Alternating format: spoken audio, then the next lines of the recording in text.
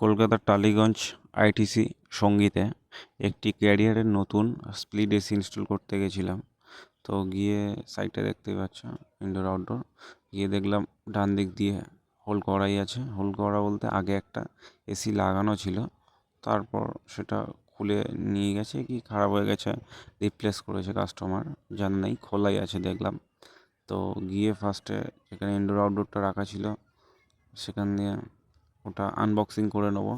Indoor আউটডোরটা আনবক্সিংয়ের সময় লক্ষ্য রাখতে হবে ভাঙা বা ড্যামেজ কিছু আছে কি না ইনডোর আউটডোরে, এটা ভালোভাবে লক্ষ্য করে নিতে হবে। তো ভালোভাবে চেক করে নিচ্ছি আনবক্সিং করতে করতে কোথাও কোনো ড্যামেজ আছে কি। ইনডোরে ঠিকই আছে, 1.5 টনের এটা আছে, একদম নতুন 26-এর মডেল। তো ইনডোর ঠিকই আছে, কোনো অসুবিধা নেই। আউটডোরটা দেখার পালা। আউটডোরটাও ঠিকঠাক আছে,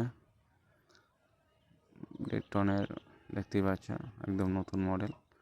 তো কপার পাইপ দিয়েছে 10 ফিট, যেটা দেয় মোটামুটি প্রায় সমস্ত ব্র্যান্ডই এখন দেয়। তো হোলটা যেহেতু আগে করা আছে, সেই হোলটা মেজারমেন্ট করে প্লেটটা বসাতে হবে। তো মেজারমেন্ট করে প্লেট বসানোর জন্য ড্রিল করে নিচ্ছি। ড্রিল করে প্লেটটা বসিয়ে ইনডোরটা তুলে দিলেই মোটামুটি ভিতরের কাজ শেষ। এবারে বাইরে কাজ। তো ড্রিল করে নিচ্ছে মোটামুটি প্রায় 10-12টা করে স্ক্রু, সব মেশিনেই আমরা করি মজবুতির জন্য। তো প্লেটটা বসিয়ে হোলটা একটু ঢালটা বাইরের দিকে করে সুন্দর করে চিটে নিয়ে ইনডোর তুলে দিয়েছি। তো বাইরের পজিশনটা এখনই। তো ব্র্যাকেট করে নিয়েছি, এসে ব্র্যাকেট কমপ্লিট। নিচে পাইপ লাইনটা র্যাপিং করছে। তো পাইপ লাইনটা করে নেবো এবার। পাইপ লাইন মোটামুটি রেডি, একদম সুন্দর করে দেওয়ালে ক্লাম করে কপার পাইপ একদম পাইপ লাইন করা হয়েছে, একদম রোল করে মেশিনের পিছনে থাকবে যেটুকুনি।